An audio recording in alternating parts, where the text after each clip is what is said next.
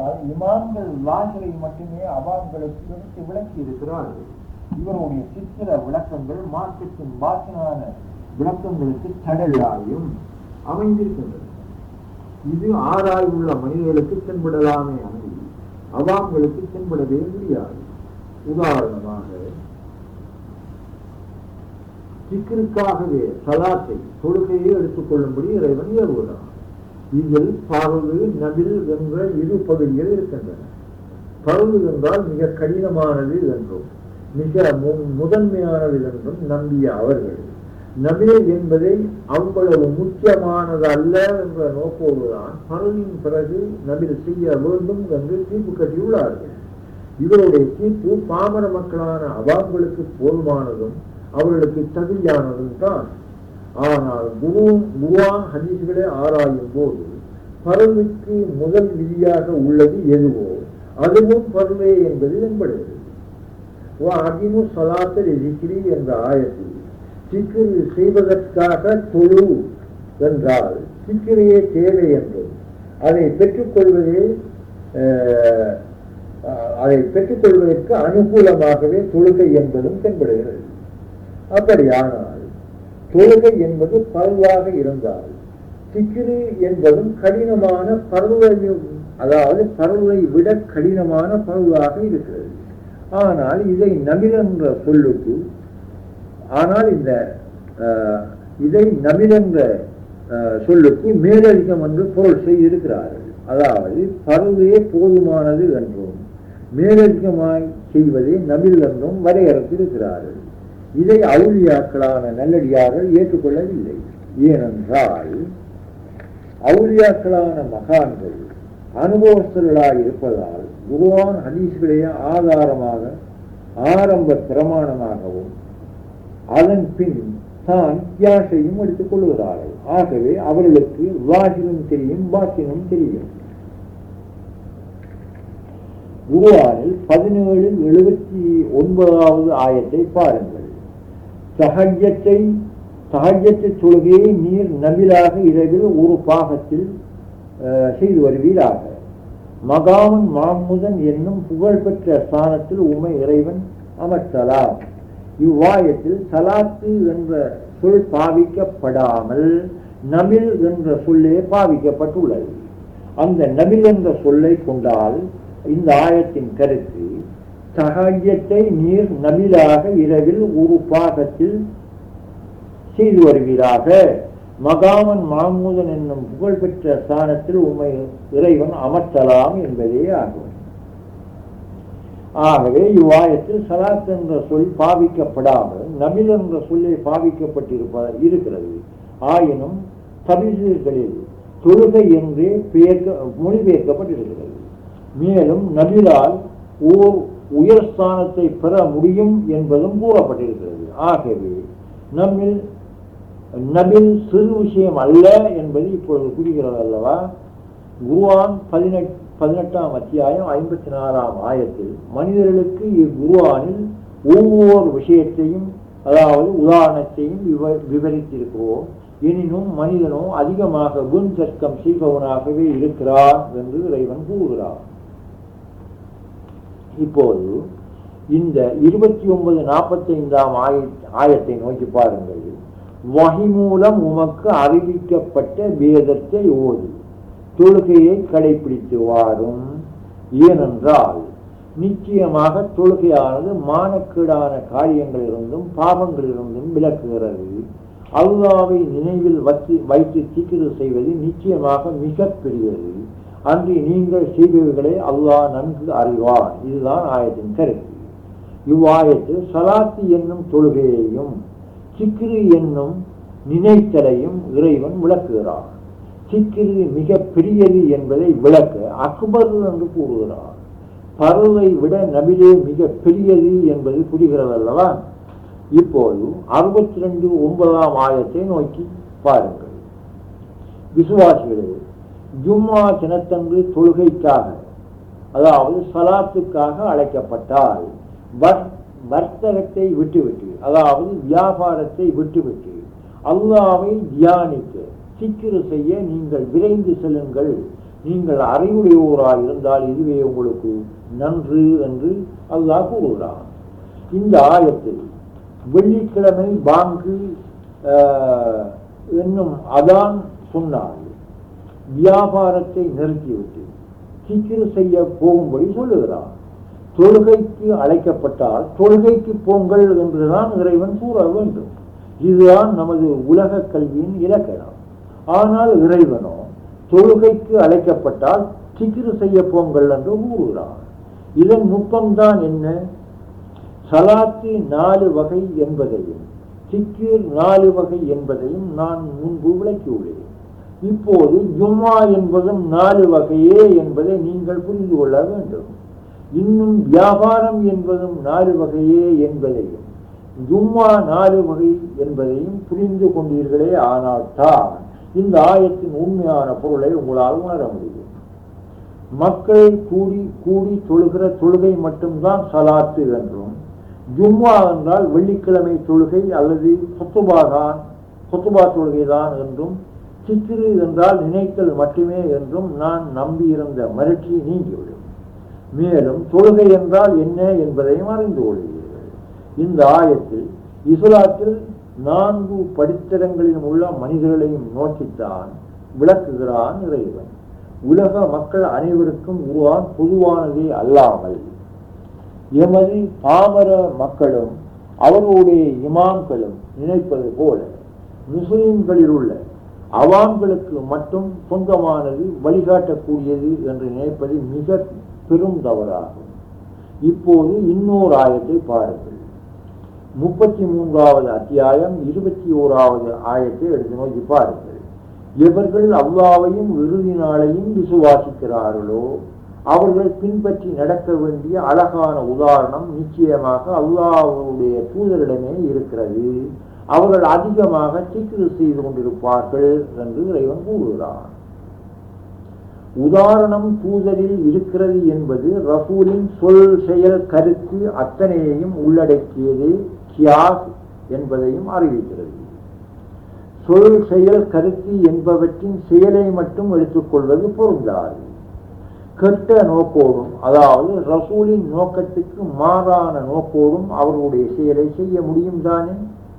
இப்படித்தான் இன்றுள்ள பெரும்பான்மை மக்கள் எத்தனையோ தீய நோக்கோடு அல்லது ரசூலின் கருத்துக்கு மாறான கருத்தோடு செயலை மட்டும் கைக்கொள்கிறார்கள். இவர்கள் சட்டப்படி முஸ்லிம்களாயினும் உண்மையான மூமின்கள் அல்ல. ஏன்? இதே ஆயத்து அதை விளக்குகிறது. மூமின்களுக்கு வேண்டியது செயல் மட்டுமல்ல, செயல், கருத்து, சொல் மூன்றுமே இடம்பெற வேண்டும். அப்போதுதான் மூமின் அல்லது ஈமான்தாரியாகலாம். மேலும் இவ்வாயத்தில் ரசூலின் முன்மாதிரியை உதாரணமாக கொள்வதானால் அவர்கள் ரசூலாக எப்போது ஆக்கப்பட்டார்களோ அப்போதிருந்தே நாம் அந்த உதாரணங்களை ஏற்க வேண்டும். பாமர மக்களாகிய நாம் நபி எப்போது, அதாவது நபி எப்போது தொழ சொன்னார்களோ அப்போதிருந்து நாம் தொழ வேண்டியதுதான் அல்லாமல் அவர்களின் பழைய நிலைமை அவசியமல்ல என்கிறோம். அவர்கள் நபியாய் வந்து சுமார் 11 வருடம் 9 மாதங்கள் கழிந்த பின் தந்த தொழுகையை மட்டும் உதாரணமாக எடுத்துக்கொள்கிறோம். நபியை நாம் முற்றாக பின்பற்றுகிறோம் என்பதற்கு இது ஆதாரம் ஆகுமா? நபியை நாம் பின்பற்றுவதானால் நபியின் சொல் செயல் கருத்து மூன்றையும் தான் பின்பற்ற வேண்டும். மேலும் கருத்தில் தான் முக்கிய கவனம் செலுத்த வேண்டும். கருத்து அல்லது நோக்கம்தான் செயலுக்கு ஆதாரமாக இருப்பதால் கருத்து என்னும் நோக்கத்தை தான் முதலில் தூக்க வேண்டும். இதுதான் குர்ஆன் தரும் போதனை. கருத்து என்ற நோக்கத்துக்கு அடுத்ததாய் இடம்பெறுவது சொல். ஆகவேதான் ஹதீஸ் குர்ஆனுக்கு அடுத்த 2வது சட்டமாகிறது. செயல் 3வது இடம்தான் பெறுகிறது. இந்த செயல் கருத்துக்கும் சொல்லுக்கும் மாறுபடாமல் மாற்றி அமைக்கக்கூடியதாயும் இருக்கிறது. உதாரணமாக ரசூல் ஸல்லல்லாஹு அலைஹி வஸல்லம் அவர்கள் குதிரை, கழுதை, ஒட்டகைகளில் பிரயாணம் செய்தார்களே அன்றி நம்மை போல கார், விமானங்கள் பிரயாணம் செய்யவே இல்லை. அவர்களுடைய செயலைத்தான் நாம் மாற்றி அமைத்து இப்பொழுது வேறு வகையாக கையாளுகிறோம். அதாவது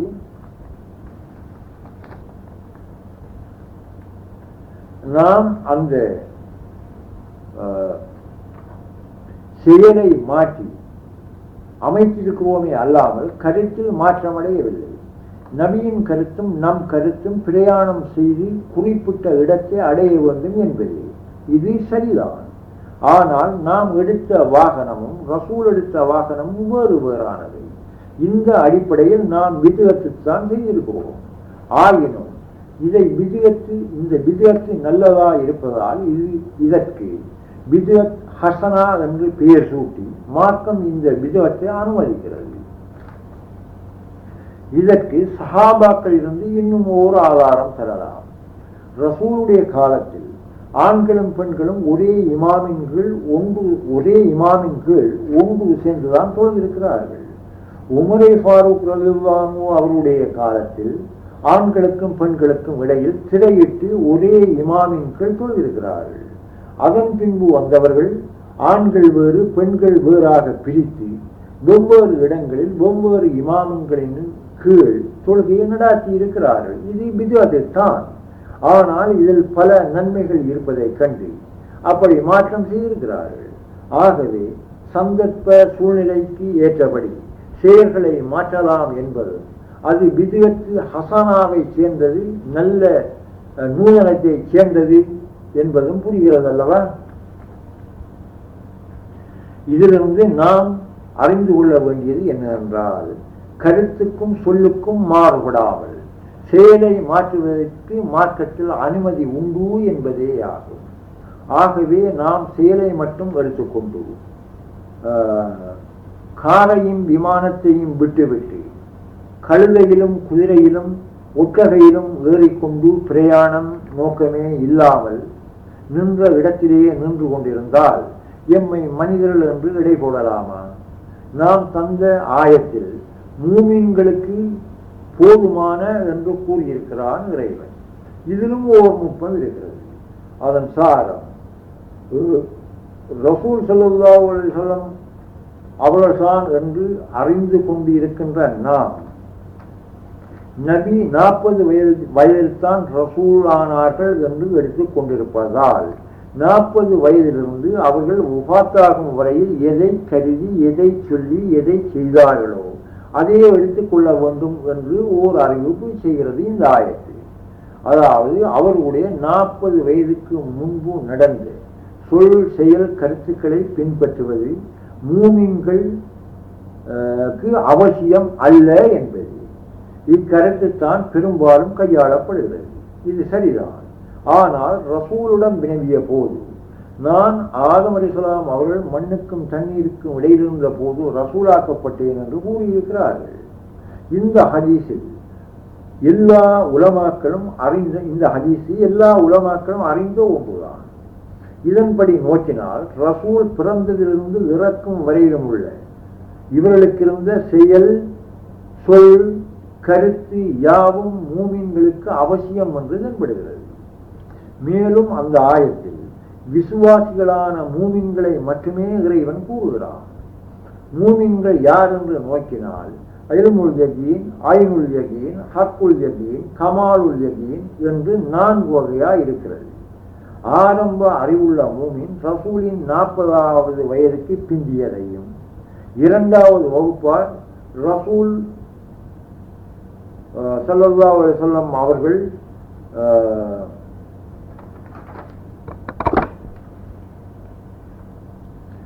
அதாவது ரசூல் ஸல்லல்லாஹு அலைஹி வஸல்லம் அவர்கள் பிறந்ததிலிருந்து இறந்தது வரையில் உள்ளதையும், 3வது வகுப்பார் ரசூலின் ஆரம்பமான அகதுடைய மருத்துவாவிலிருந்து ஃபனா என்னும் முடிவான நிலைமை வரையிலும் உள்ள யாவற்றையும் பின்பற்ற வேண்டியது அவசியமாகின்றது.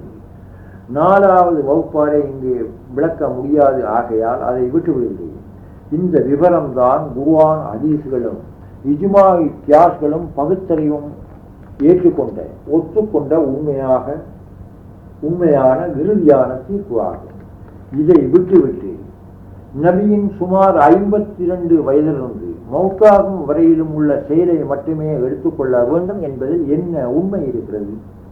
இது மூளை விருத்தி இல்லாத ஆதாரமற்ற வெறும் விதண்டாவாதமாகும்.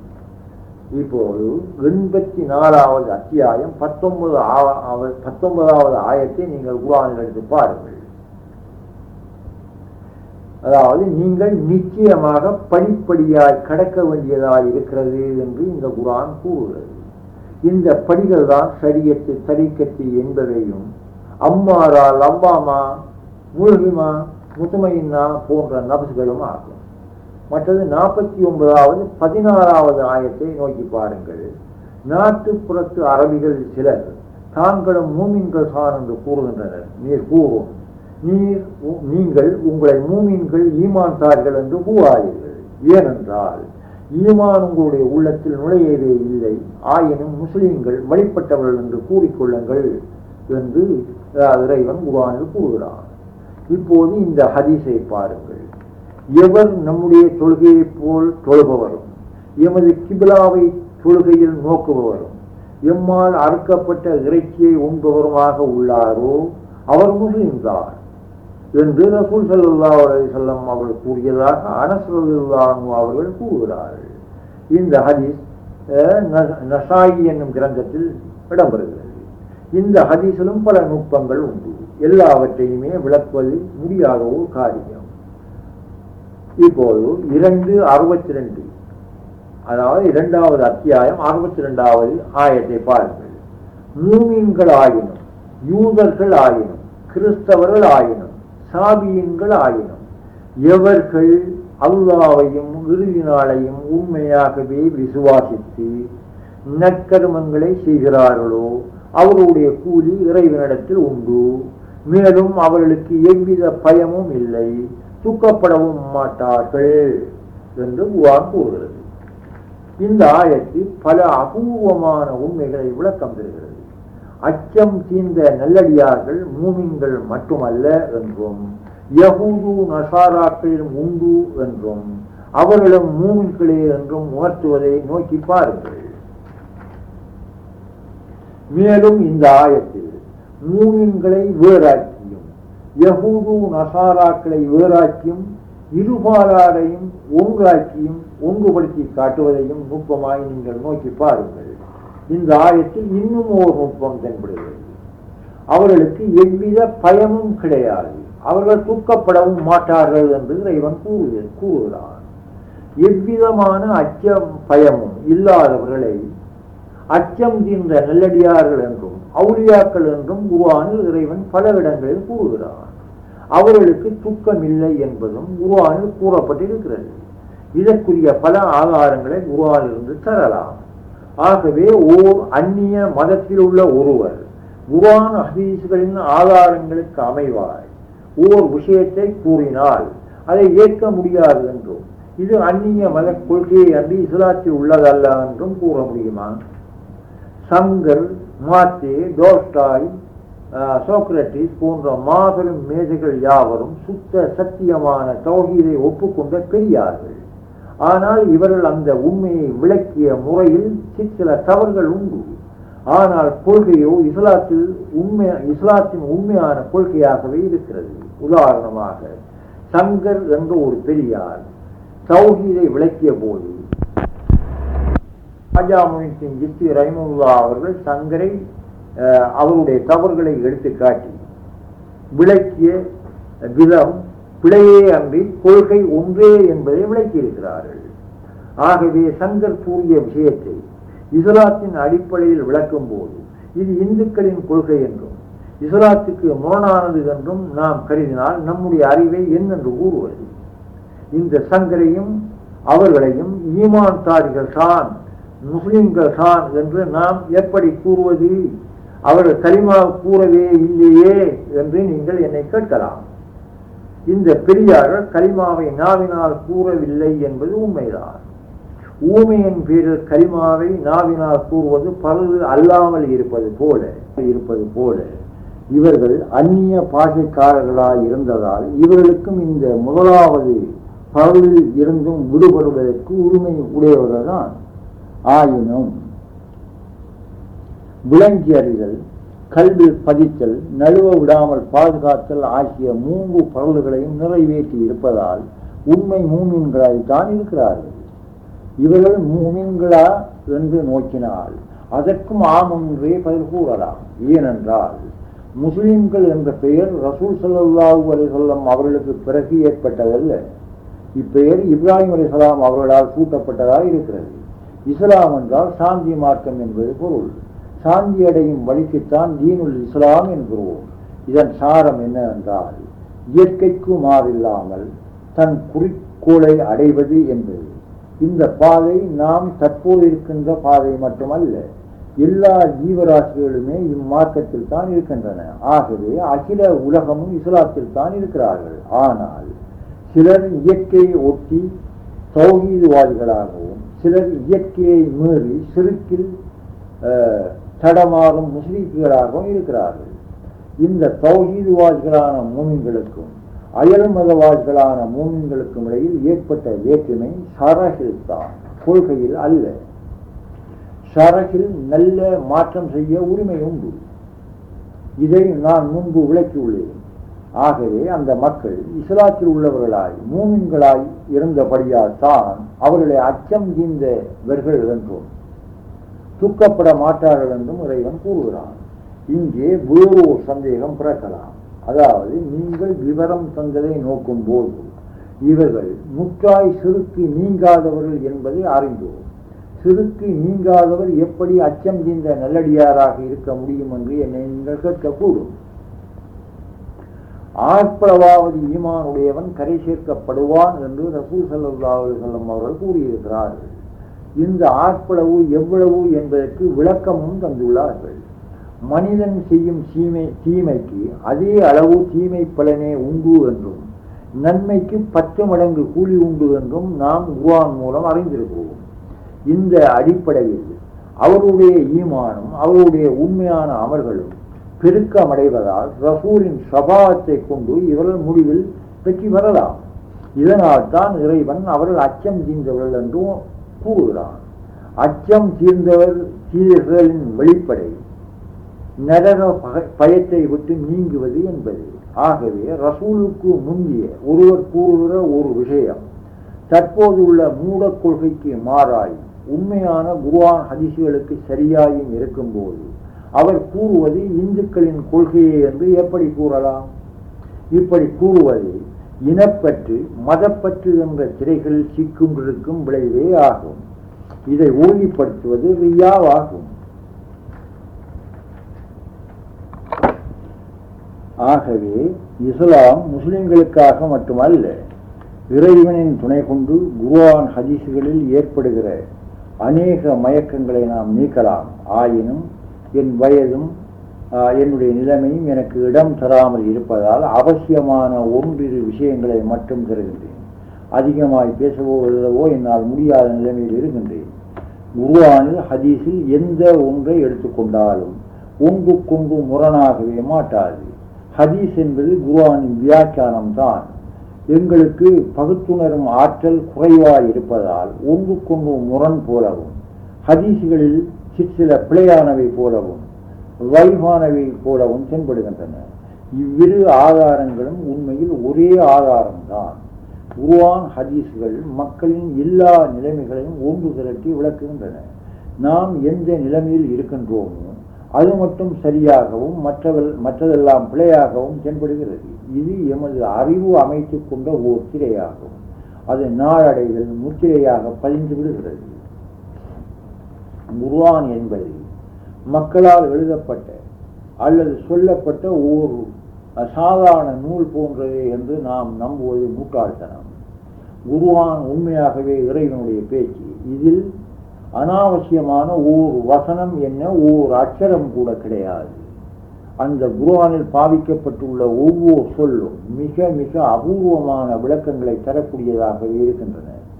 ஆகவே ஸலாத்து என்ற சொல்லை கொண்டு நாம் அறிந்த ஒன்று மட்டும்தான் அதன் பொருள் என்று தீர்ப்பு கட்டுவதும் இறைவன் மிக பெரியது என்று கூறும் ஒரு விஷயத்தை சிறியதாக கணிப்பதும் பெரும் குற்றமாகும். குர்ஆனின் வசனங்கள் பல பொருளுடையவை என்பதையும் சலாத்து என்ற சொல்லும் ஒரு பொருளுடையது அல்ல என்பதையும் உங்களுக்கு நிரூபித்து காட்டுவதற்காக இன்னொரு சொல்லை மட்டும் உதாரணம் தருகின்றேன். இந்த அரபு சொற்கள் எல்லாம் மனிதனை சிந்திக்க தூண்டுகின்றன என்பதை விளக்கி காட்டுகின்றேன். குர்ஆனில் சிந்தனை எப்படி ஏற்படுத்தப்படுகிறது, குர்ஆன் சிந்திக்க தூண்டுகிறதா என்பதை மட்டும் இப்போது நாம் நோக்குவோம். இதை தெளிவுபடுத்துவதற்கு முன் இமாம்களை ஓரளவு நாம் சிந்திக்க வேண்டியதாக இருக்கிறது. இவர்கள் எமக்கு மலக்குகளை பற்றியும் வஹியை பற்றியும் தெளிவாய் விளக்கியுள்ளார்கள். அதில் ஜிப்ரீல் அலைஹிஸ்ஸலாம் அவர்களுக்கு வஹி கொண்டு வருவதே வேலை என்றும் நாம் அறிந்திருக்கிறோம். மேலும் வஹி என்னும் தூது செய்தி என்பது கடிதம் போல் உள்ளது. ஜிப்ரீல் அலைஹிஸ்ஸலாம் அவர்கள் கடிதம் கொடுக்கும் பியோனை போல் இருக்கிறார்கள். இவர்கள் இறைவனிடமிருந்து நபிமாருக்கு மட்டுமே வஹி கொண்டு வருகிறார்கள் என்பதை நாம் தெளிவாக அறிந்திருக்கிறோம். கடிதம் கொடுக்கும் பியோனின் நிலையில் உள்ள ஜிப்ரீல் அலைஹிஸ்ஸலாம் அவர்கள் குறிக்கப்பட்ட விலாசத்துக்கே அன்றி கடிதத்தை அல்லது வஹியை கொடுக்க மாட்டார்கள். ஏன்? அவர்கள் இறைவனிடத்துள்ள நம்பிக்கையாளர். ஆகவே வஹி என்பது இறைவனிடமிருந்து மலக்குவான ஜிப்ரீல் அலைஹிஸ்ஸலாம் அவர்களால் தூதுவர்களான நபிமார்களுக்கே அனுப்பப்பட்ட செய்தி அல்லது கடிதம் என்று நாம் இப்ப அறிந்து கொள்கிறோம். இதில் ஒரு சிறு சந்தேகம். எப்படியானால், அதாவது அப்படியானால் கொடுப்பவரான ஜிப்ரீல் ஒரு தூதுவர், அதை பெற்றுக்கொண்ட நபியானவர் மற்றொரு தூதுவர். தூதுவர் என்றால் இரண்டும் ஒரே உத்தியோகம் தானே? ஆம், இவர்கள் இருவரும் தூதர்கள் தான். ஆனால் ஜிப்ரீல் அலைஹிஸ்ஸலாம் அவர்களின் பண்பும் குணமும் நிலைமையும் வேறு. மனிதராய் இருந்த நபியின் பண்பும் குணமும் நிலைமைகளும் வேறு. இப்போது நான் தந்த விவரத்தை மனதில் முதலில் இருத்தி கொள்ள வேண்டும். இந்த ஆயத்தில் இன்னும் ஒரு சந்தேகம் பிறக்கிறது. அதாவது நபியின் மறைவுக்கு பிறகு நபி வருவதில்லை என்பது முஸ்லிம்களின் ஒரு சாராரின் கொள்கை. மிர்சா குலாம் காதியானி ரஹமத்துல்லாஹி அவர்களும் ஓர் நபியே என்பது இன்னொரு சாராரின் கொள்கை. இவ்விரு சாராருடைய கொள்கை விளக்கத்தையும் நாம் அனுமதித்தாலும் கூட சந்தேகம் நீங்காது. அதாவது ரசூல் ஸல்லல்லாஹு அலைஹி வஸல்லம் அவர்கள் இறந்த பின் வஹி இல்லை என்பது என்று கூறுவதானால் ஜிப்ரீல் தற்போது வேலை இல்லாமல் பென்ஷனில் இருக்கிறார் என்று ஆகும். அப்படி அல்லாமல் மிர்சா குலாம் காதியானி அகமது என்பவரும் நபிதான் என்று எடுத்துக்கொண்டாலும் அவர் இறந்து விட்டபடியால் ஜிப்ரீல் தற்போது வேலையற்றிருக்கிறார் என்றே கருத வேண்டியதாக இருக்கிறது. இந்த சந்தேகம் ஏன் பிறக்கிறது? நமக்கு ஊட்டப்பட்டிருந்த வாஹியுடைய கல்வியினால் தான் இது ஏற்பட்டிருக்கிறது. இப்போது குர்ஆனை நோக்கி பாருங்கள். எல்லா நபிமாருக்கும் வஹி அறிவித்த அதே இறைவன் ஃபிரௌனுடைய மனைவி ஆசியா அம்மையாருக்கு வஹி அறிவித்ததாக கூறுகிறார். அவர் ஓர் நபி அல்ல. மூசா அலைஹிஸ்ஸலாம் அவர்களின் தாயாருக்கு வஹி அறிவித்தேன் என்று இறைவன் கூறுகிறான். அந்த அம்மையார் ஓர் நபியே அல்ல. ஈசா அலைஹிஸ்ஸலாம் அவர்களுடைய தாயார் மரியம் அலைஹிஸ்ஸலாம் அவர்களுக்கு வஹி அறிவித்தோம் என்று இறைவன் கூறுகிறான். அவர்கள் ஓர் நபி அல்ல. குர்ஆனில் 21வது அத்தியாயம் 7வது ஆயத்தை எடுத்து பாருங்கள். உமக்கு முன்னரும் ஆண்களையே அன்றி தூதராக நாம் அனுப்பவில்லை, அவர்களுக்கு வஹி அறிவித்தோம் என்று குர்ஆன் கூறுவதால் பெண்களாய் இருப்பவர்கள் நபிகள் அல்ல என்பது வெளிப்படை. ஆயினும் ஆசியா மரியம் போன்ற பெண்களுக்கும் வஹி அறிவித்ததாக அதே குர்ஆன் கூறுகின்றது. இது மனிதர்களை பொறுத்த விஷயம். ஆனால் அதே குர்ஆனில் தேனி என்னும் பூச்சிக்கு தான் வஹி அறிவிப்பதாகவும் கூறுகிறான். மெய்தான், மனிதர்களுக்கு மட்டுமல்லாமல் தேன்பூச்சிக்கும் வஹி உண்டு என்றால் நமது அறிவு குழப்பமடையவில்லையா? இந்த குழப்பத்தை இங்கே நமக்கு உருவாக்கியது எது? இதுதான் நாம் இமாம்களிடமிருந்து பரம்பரையாய் பெற்று வந்த கல்வி. இந்த கல்வி மூலம்தான் நாம் குழப்பமடைந்தோம். இப்போது இதற்கு விடை கண்டறிய இமாம்களோ அவர்களின் நூல்களோ பயன்படாது. சரியான வழிகாட்டலும் நுட்பமான அறிவும் இருந்தால் எம்மால் விடை கண்டறிய முடியும். நாம் படித்தறிந்த நூற்கேள்வி அறிவுகளில் இருந்து முதலில் விடுபட்டு சுய அறிவு இயங்கும் ஆற்றலை பெற வேண்டும். அதாவது நூலறிவில் ஊறியிருந்த மகிழ்ச்சி என்னும் மதுவிலிருந்து விடுபட்டு விட்டால் இப்போது சுய சிந்தனை என்ற பகுத்தறிவு இயங்க ஆரம்பிக்கும். இந்த வஹி என்ற சொல்லின் கருத்தை விளங்கிக் கொள்ளாத ஒரு சிலர் தான் நம்மை ஏமாற்றி விட்டார்கள் என்பதையும் அந்த பகுத்தறிவு புரிந்து கொள்ளும். ஆகவே வஹி என்றால் என்ன என்பதை கண்டறிய அகராதி, ஹதீஸ் போன்றவற்றை ஆராய வேண்டி ஏற்படும். ஆராயும் போது உண்மை நிச்சயமாக புலனாகத்தான் செய்யும். ஆகையால் தான் குர்ஆன், ஹதீஸ் மனிதர்களை சிந்திக்கும்படி வற்புறுத்துகிறது என்று நான் கூறுகிறேன். ஆனால் நம்மில் மிக பெரும்பாலான இந்த சிந்தனையை ஒதுக்கி தள்ளிவிட்டு நூலறிவு என்ற மதுவையே குடித்து கொண்டிருக்கிறோம்.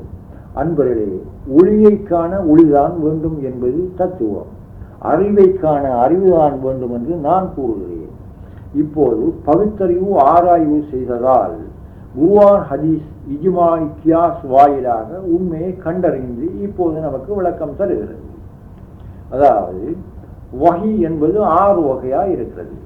இந்த 6ஐயும் அவசியத்துக்கு ஏற்றபடி குர்ஆன், ஹதீஸ்கள் பாவிக்கின்றன. இந்த 6 வழிகளில் மிகவும் வெளிப்படையான ஒரு வகையை மட்டும்தான் நாம் அறிந்திருக்கிறோம். ஆகையால் தான் நாம் முதலில் குழப்பமடைந்தோம். அதாவது முதலாவது வஹ்யு பில் வாஷிதா என்று கூறப்படும். இது இரு வகை. ஒன்று பகிரங்கமானது, அதாவது ஜிபீரை நேரில் கண்டு பேச்சை கேட்டு அறிவது. இந்த ஒன்று மட்டும்தான் நம்முடைய பெரும்பாலான கிதாப்கள் தந்திருக்கிற விளக்கங்கள். இந்த வஹியை வஹ்யு ஜல்லி என்று அவர்கள் கூறுகிறார்கள். இது உண்மை, இதை எவரும் மறுக்க முடியாது. இதுதான் ரசூல் ஸல்லல்லாஹு அலைஹி வஸல்லம் அவர்களுக்கு குர்ஆன் அருளப்பட்ட முறையாகும். இரண்டாவது வகையை வஹ்யு கபீர் என்று கூறுவார்.